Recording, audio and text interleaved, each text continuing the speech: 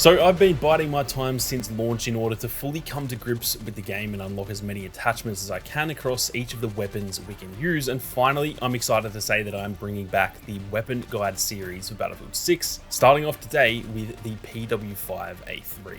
Now, I partly wanted to get into these a little bit earlier, but I also just didn't want to shit out some guides without fully understanding the game, the attachments, all of the key stats and stuff like that. So I've been cooking these up in the background over the last month or so to try and bring you guys the most comprehensive weapon guides you'll find anywhere on YouTube. Now, in this series, I'm going to run you guys through all of the basic weapon stats you need to know. We're going to go through the damage and time to kill profiles across both multiplayer and RedSec. We'll cover the recoil patterns, 2 or 3 of the best loadouts to use, the strengths and weaknesses of each weapon, even the best maps to use them on, as well as an overarching summary to kind of give you guys every single thing you could ever want to know about each weapon in Battlefield 6. And like I said, today we're going to be starting off by covering the PW5A3.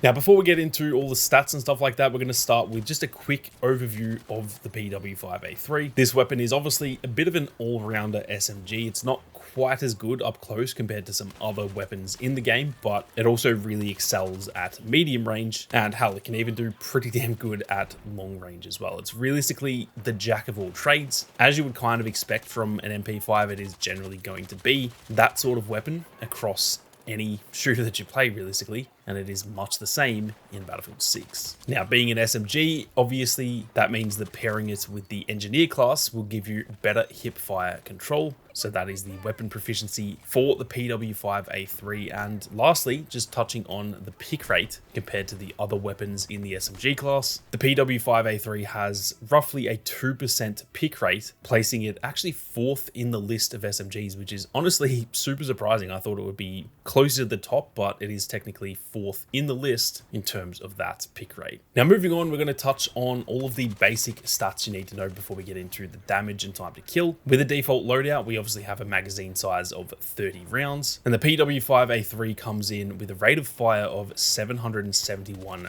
rounds per minute. Now, that actually puts it 6th out of 8 in terms of all of the SMGs in the game, so it is definitely on the lower end when it comes to the rate of fire, but that obviously can help a little bit when it comes to the accuracy as well. As for the reload time, it comes in at 2.517 seconds to reload, which is pretty much on par with most of the other weapons in the class. There are a bunch that have the exact same reload time, and they are all generally towards the top. As for the bullet velocity, the PW5A3 sends its bullets down range at 432 meters per second, which puts it 5th out of 8 in the SMG class. So again, sort of towards the tail end of the velocity, but you can obviously tune that quite a bit when it comes to the attachments, which we'll touch on later on. As for the ADS time, as in the time it takes to scope in with your weapon, it takes 167 milliseconds to ADS, which is essentially on par with the entire rest of the class. I believe the SL9 has a 133 millisecond ADS time, but every other weapon in the class is exactly the same as the PW5A3. Much the same can be said for the headshot multiplier as well, because as is pretty much standard across the board, it has a 1.34 times headshot multiplier when dealing damage to the head. Lastly, it can also be used in full auto as well as burst and single fire, so it is pretty versatile on that front as well. Now, moving on to the damage stats, and this is where we get into the nitty gritty with each of these weapons. Now, for all of these damage stats, I have double checked all of these myself in the practice range, plus the initial values have come from 2 different locations, both of which are linked down in the description. So I've essentially triple checked all of these stats. Now, for its damage output, when landing shots to the body, it'll deal 25 damage up to 10 meters. It'll then drop to 20 damage up to 20 meters, 16.7 damage up to 35 meters. Then it drops to 14.3 damage up to 75 meters and 12.5 damage beyond 75 meters. As for headshots, however, it deals 33.5 damage up to 10 meters. Between 10 and 20 meters, it'll deal 26.8 damage to the head. Between 20 and 35 meters, it'll deal 22.4 damage to the head. And then between 35 and 75 meters, it drops down to 19.2 damage to the head. And anything beyond that range, it'll deal 16.8 damage to the head. Now, moving on, we then have the bullets to kill as well as the time to kill stats, and I'm actually going to split these into both multiplayer as well as RedSec, because obviously the stats are quite different due to the armor plates in RedSec. Now, starting off with multiplayer, between 0 and 10 meters meters, it'll be 4 shots to the body to kill. Between 10 and 20 meters, it'll be 5 shots to the body to kill. Between 20 and 35 meters, it'll be 6 shots to the body to kill. Between 35 and 75 meters, it'll be 7 shots to the body to kill. And then anything beyond 75 meters, it'll be 8 shots to the body to kill an enemy. As for headshots, up to 10 meters, it'll be a 3-shot headshot. Between 10 and 20 meters, it'll be 4 headshots to kill. Between 20 to 35 meters, it'll be 5 headshots to kill. Between 35 and 75 meters, it'll take 6 headshots to kill. And then anything beyond 75 meters, it will also take 6 shots to the head to kill an enemy. Now moving on to the time to kill, and this is all based on pure body shots. So just keep in mind, time to kill stats are often a little bit skewed because 1, you could hit a headshot and actually speed this up, and 2, you're probably going to miss some shots, let's be honest. So time to kill isn't all that accurate, but it is still nice to know nonetheless. Now up to 10 meters, the PW5A3 will kill in 233 milliseconds. From 10 to 20 meters, it'll kill in 318 milliseconds. From 20 to 35 meters, it'll kill in 419 milliseconds. From 35 to 75 meters, it'll kill in 531 milliseconds, and from 75 meters and beyond, it'll kill in 702 milliseconds. Now again, keep in mind, those are realistically pretty inaccurate to a real game situation, and there is also some variation built into that as well. So it's nice to know, but time to kill isn't the be all and end all. Now those were the stats for regular multiplayer, but quickly moving on to RedSec as well, and this is accounting for a fully plated enemy. So obviously, again, this adds even more variation because someone could have only 1 plate or even like a plate and a half. So just keep that in mind. But starting off with the bullets to kill, again, assuming these are body shots, it'll take 8 bullets to kill up to 10 meters, 10 bullets to kill from 10 to 20 meters, 12 bullets to kill from 20 to 35 meters, 14 bullets to kill from 35 to 75 meters, and anything beyond 75 meters, it'll take 16 bullets to kill an enemy. As for bullets to kill when it comes to aiming at the head, it'll take 6 shots to the head to kill an enemy up to 10 meters, 8 shots to kill from 10 to 20 meters, 9 shots to kill from 20 to 35 meters, 11 shots to kill from 35 to 75 meters, and anything beyond 75 meters, it will take 12 headshots to kill an enemy. As for the time to kill, up to 10 meters, it'll kill in 545 milliseconds, it'll kill in 700 milliseconds between 10 and 20 meters, 869 milliseconds from 20 to 35 meters, 1059 milliseconds from 35 to 75 meters, and anything beyond 75 meters, it'll take a whopping 1300 milliseconds, which is quite a long time, obviously, though at those sorts of ranges, you're not really going to be using an SMG in most cases anyway.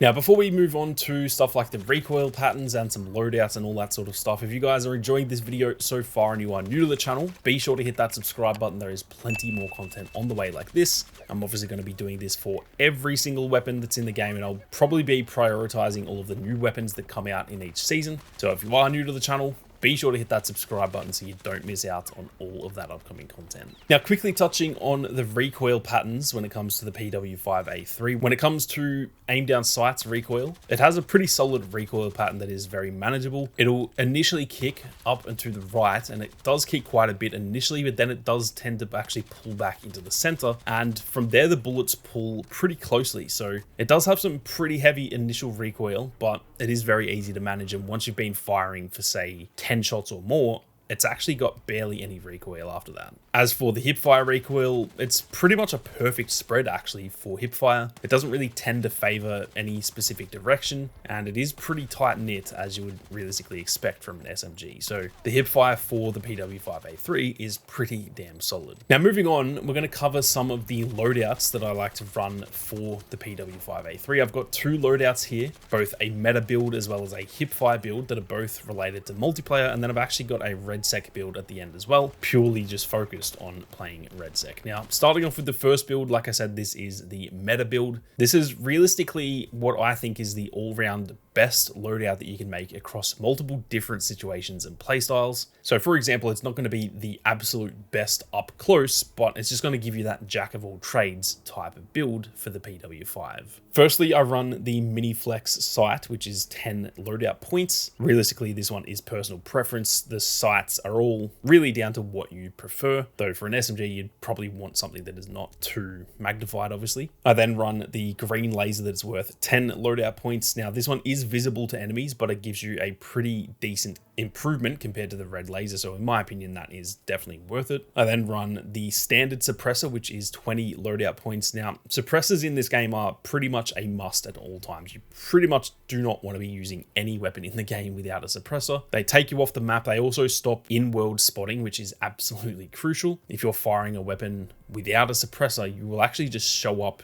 in people's vision, which is kind of insane. So always run a suppressor. And to me personally, the standard suppressor in most cases, not all, but in most cases, that is kind of the jack of all trades because it is cheaper than the rest and it still does pretty much what you need it to. I then run the extended barrel, which is 15 loadout points. This just gives you a bit more velocity, which obviously equals better range. I then run the 6H64 vertical grip, which is worth 25 points. This one realistically kind of similar to the suppressor. It's just the best bang for your buck. There are some other grips that are definitely better in certain situations, but for me, this one is just the best bang for your buck. Now I run the 30 round fast mag, which is worth 10 points. Obviously a faster reload is always good. Some people will lean towards the 40 round mag, but in my opinion, that is not worth 25 points. It's an extra 15 points, meaning you're going to lose a lot in other areas for only 10 extra rounds, which isn't actually that useful in most cases. To help even more with the fast reload as well, I then run the mag catch in the ergonomics category for only 5 points, and this also just helps with the faster reload, so that is definitely worth running as well. And in total, that'll give you 100 loadout points spent, which realistically is what you should be aiming for with every build you make. Now moving on to the second build, this one is the hipfire build. This one is just purely for running and gunning in extreme close quarters, and this thing is very, very fun. The hip fire on this thing is actually insane. If you watch this clip here in the firing range, like this thing does not miss even at some pretty good ranges in hip fire. So this one, I'm not going to lie, this is not the meta. You probably shouldn't be running this in most cases, but it is just a fun build to play with, especially on close quarters maps. Now I just run the basic sight because there's not as much need to actually aim down sights with this, so that saves you a few points there. I then run the green laser again, but this is the 20.1 instead of the 10.1. This just gives a pretty moderate increase to hip fire. On top of that, I run the CQB suppressor, which is worth 30 points rather than the previous one, which was worth 20 points. And the reason I do this is that it increases hip fire capabilities even further while still giving you all the benefits of having a suppressor. I then run the flashlight worth 10 points, which not only gives you better hip fire recovery, but it also kind of blinds enemies, which is very annoying, but when you're not on the receiving end, it's pretty damn fun. I then run the hand stop, which is worth 10 points. Now this allows you to actually shoot while sprinting, which is kind of cracked for this type of build. It's not a necessity, but it definitely just makes it a lot more enjoyable. And then lastly, I also once again run the 30 round fast mag for the same reasons as before. Once again, this gives you a total of 100 loadout points spent, which is absolutely what we want to see. Now, last but not least, I've got the third build here. This one is specifically for RedSec, which is A, generally going to have a lot more long-range gunfights than multiplayer, and B, this accounts for the time to kill changes due to armor plates and stuff like that. Now, funnily enough, this is actually just the exact same build as the meta build that I mentioned earlier, but what I do is I remove the laser sight, and then I use those 10 extra loadout points to equip the 35-point vertical grip instead, compared to the 25-point vertical grip. What this does is just gives you a little bit more accuracy because, like I said, you're going to be fighting at range a little bit more often. On top of that, for really no extra cost, you could also change up your sight if you want, maybe something with a little bit higher magnification, something like a 1.5 times scope. I still just stick with the regular sight, but if you want something a little bit more zoomed in, you can do that for essentially no extra cost. Now, lastly, moving on to the strengths, the weaknesses, and some of the best maps to play this on. Starting off with the strengths, the thing with the MP5 is that it doesn't really have that many strengths outside of being sort of an all-rounder. So statistically, it doesn't actually lead in any category across any single stat that you look at. But the thing is, it always tends to find itself somewhere around the middle or closer to the top of those stats, outside of just a few areas like the rate of fire, for example. But overall, it does really well in each different category. Because of that, realistically, its biggest strength is just its versatility. It is a very dependable weapon that's very solid in pretty much all situations other than like genuine long-range engagements, which obviously you wouldn't really expect with an SMG anyway. Now, as for its weaknesses, much in the same vein, it doesn't really have that many weaknesses because of the fact it is a jack of all trades. Realistically, the weakness to this is that it is a jack of all trades, but master of none. So it doesn't really specialize in any specific area, and therefore it's technically weaker than most weapons in every specific situation, It's just the fact that it does really well all round that makes it the jack of all trades. So kind of some boring strengths and weaknesses there. That is going to happen with any jack of all trades type of weapon. Obviously, moving forward into other weapons, they will have some much more powerful strengths and weaknesses. As for some of the best maps to use the PW5A3 on, I definitely think maps like Cairo, Manhattan Bridge, and probably Eastwood are all really good for this weapon. They all have some good mixes of close quarters areas, as well as plenty of mid to long ranges too, where you can still do really well. And on a lot of those maps, you will find yourself running into a lot of SMGs, where you're still going to be able to hang up close, but then at those longer ranges, you might actually outplay weapons like the KV9, for example. Realistically, a lot of the SMGs in the game, you're probably going to outplay them at those ranges. So definitely give it a crack on some of those maps that I mentioned. Now, this leaves us with the final verdict for the PW5A3, and as I'm going to be asking in each of these moving forward, who is this gun for? This gun is for those of you who really enjoy a sort of run and gun playstyle, but you don't like getting yourself caught out in situations where maybe there is an enemy at mid-range and you don't enjoy using those really close quarters weapons like a shotgun, for example, where you can't really do anything at that range. That is where the PW5A3 really excels, because it does very, very good up close, but still allows you to hold your own when it comes to those mid-range gunfights. Overall, it is easily one of the most versatile weapons in the game. Now, the recent bloom fixes may have made it a tad less dominant than it was around launch, but it is still absolutely awesome in the right situations, and it is easily one of the more enjoyable weapons in the game. So that is it for our very first weapon guide when it comes to Battlefield 6, guys. I'm keen to hear if there is anything you want to see improved in this series moving forward, so be sure to leave some feedback down below, areas you want me to cut or stuff you want to add, and also let me know which weapons you want to see me cover next as well.